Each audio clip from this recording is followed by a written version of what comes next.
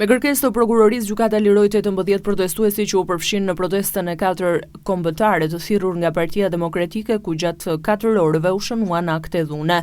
Për 9 të dyshuar, gjykata e cilësoi arrestimin e paligjshëm mes tyre 3 të mitur dhe një shtetas me probleme të shëndetit mendor. Gjyqtarja Klejda Meci vendosi se ndaj këtij shtetasi nuk duhet të aplikohet asnjë mazë, ndërsa shpalli detyrim paraqitje ndaj 17 të tjerëve. 9 protestuesve për të cilët u vlerësua arrestimi i ligjshëm sipas provave të referuara në gjykatë, u tha se ishin kapur me gur dhe lopata. Mjetin e punës janë gjetur rër dhe gur se janë punëtor ndërtimi dhe policia i konsideron ato armë zjarri. Kuptoni sa e rëndë është. Këtu nuk kemi të bëjmë me polici shteti. Çdo ditë që vim përballemi në gjykatë për masat që ndërmarrin dhe për dhunën që bëjnë ndaj qytetarëve, konstatohet që këtu kemi të bëjmë me një bandë